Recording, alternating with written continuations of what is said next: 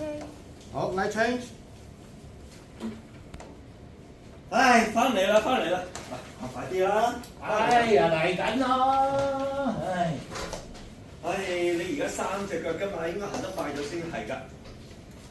係啊，你點啊？坐呢邊，哎呀坐呢邊啊！喂喂，啲嘢仲未執喎。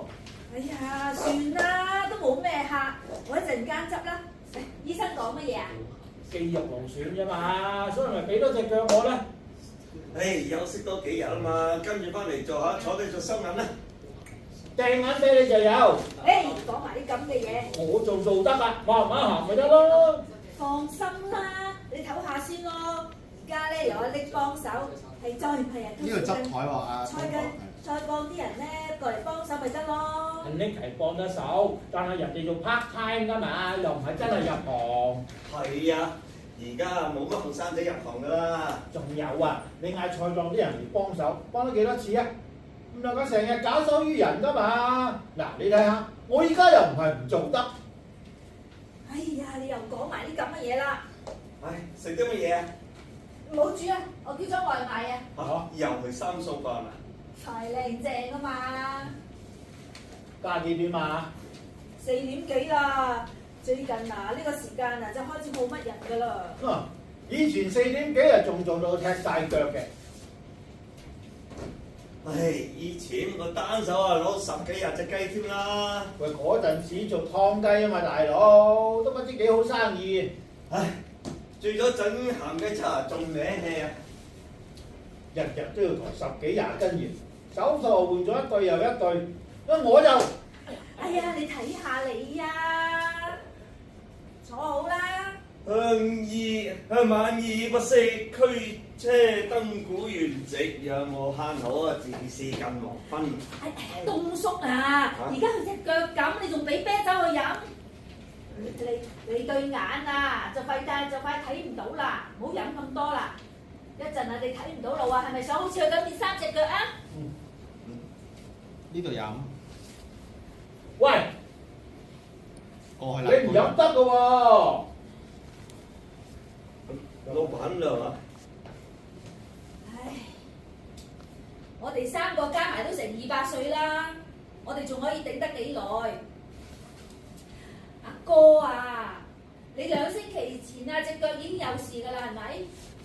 你講大話我，我耳仔唔靈啫，但係你呃唔到我個鼻㗎，幾支藥油都俾你搽晒啦，點解隻腳有事唔同我講？阿妹啊！你唔好叫我阿妹，我係老闆娘。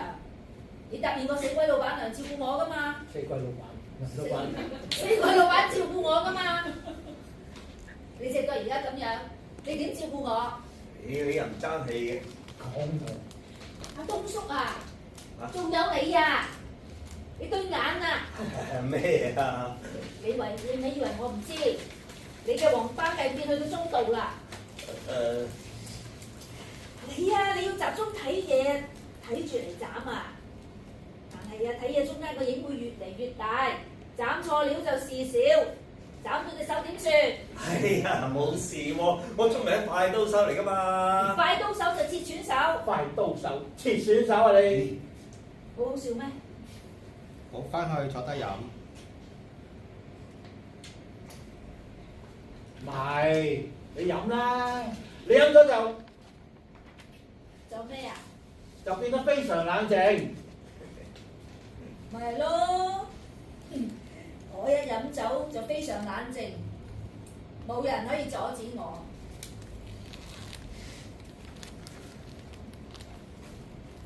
你話點算啊？咩點算啊？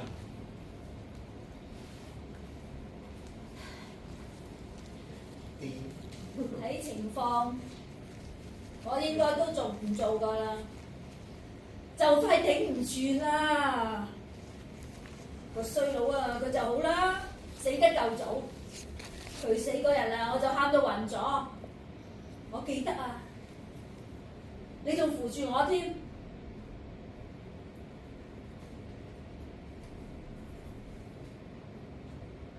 扶住我離開醫院。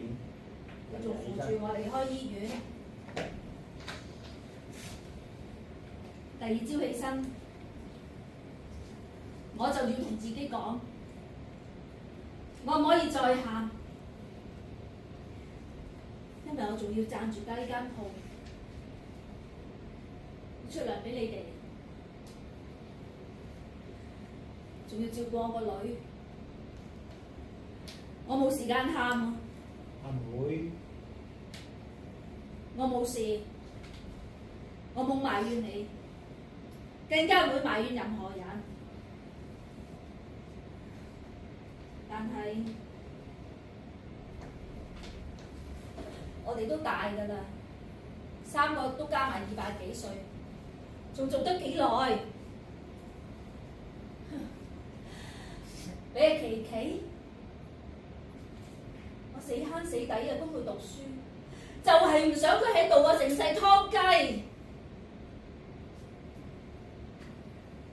不如賣咗間鋪，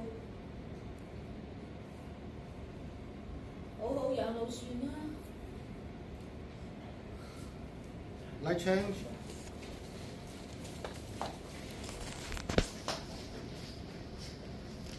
家庭事業嘅興衰同香港歷史都有密切嘅關係。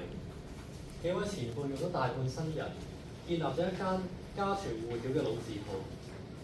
城市嘅進步令一啲傳統手工藝慢慢淘汰。就算視力唔好、聽力唔好，甚至身體有問題，佢哋都有好多好值得我哋學習嘅地方。反而我哋有啲乜嘢係可以做到嘅呢？